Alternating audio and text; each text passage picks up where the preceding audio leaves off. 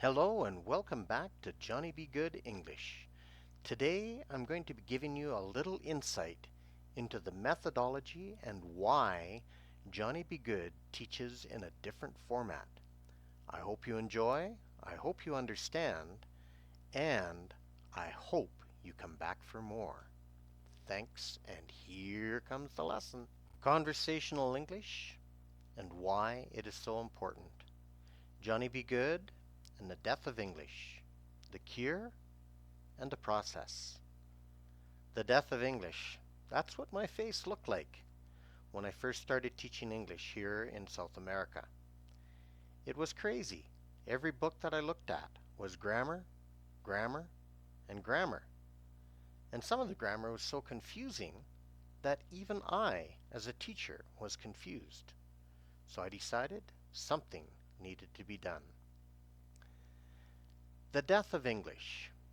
Too often, we as native English teachers find the faces of you, our students, full of confusion, despair, and the cure has been feed them more grammar, the verb to be, prepositions, tenses. No, they need more verb to be, and the death of English begins. Our textbooks have told us more grammar. The voices of you, our students, have told us, please, please, no more grammar. But alas, we have not heard you, these precious voices. We have instead listened to the voices of our grammar teachers. All they need is more grammar. Patience. Doctor, come quickly. We are losing our patient. Relax, nurse. Give him an injection of 3.5 cc's of the verb to be. He will be fine. Doctor, it is not working.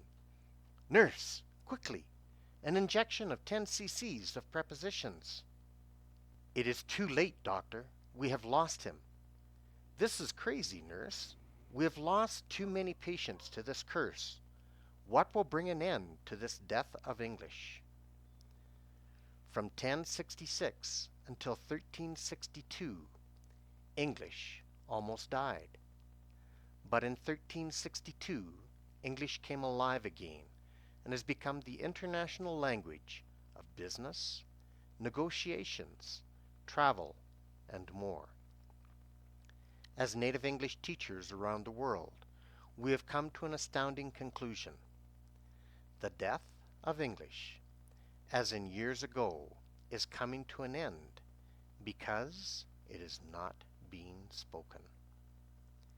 In its most simple form, a language is a conventional, arbitrary system of sounds used for communication.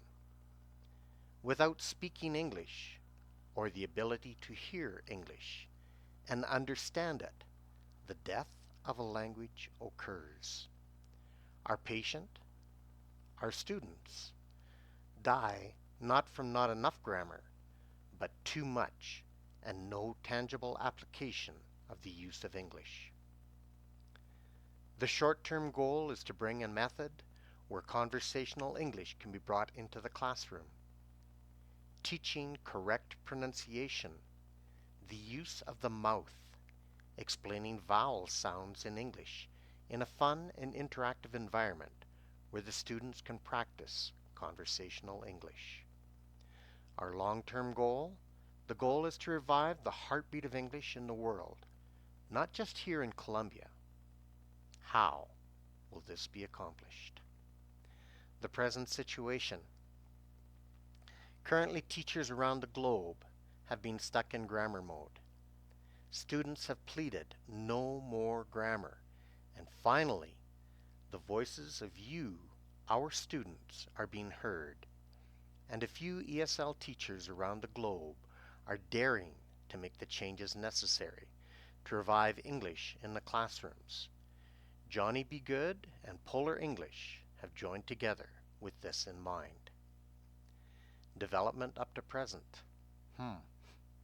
We as teachers have followed our leaders, but our students have evolved. Their needs have changed. Using current teaching methods, a report here in Columbia has stated that 93% of students who graduate from high school have not even obtained a basic level of English and cannot pass an exam for the most elementary level of English, A1. Development up to present. Originally, it was thought that all that needed to happen was to improve the level of English of the teachers. This has not helped the situation to any great amount.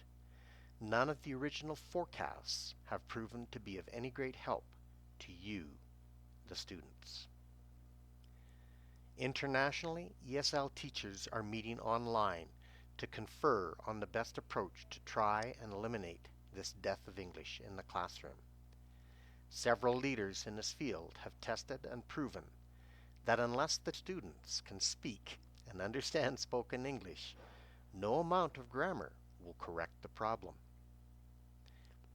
That's you, our confused students. Where to go from here? This is the question I put forward to yourselves.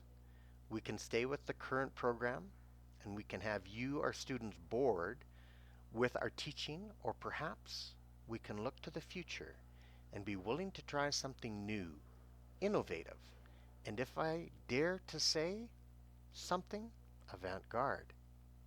Polar English and eventually Johnny Be Good English were developed on the same principles that you've learned your native language, the same way that I learned my native language, English. We all started off by listening. Usually between 6 and 12 months, we said our first word, and very often that word was mummy.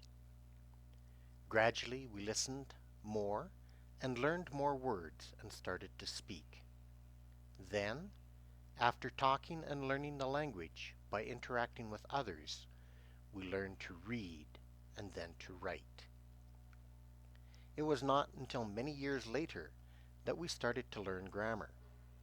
So, our mind has a memory track that tells us this is how we learn, in a linear fashion, one step at a time.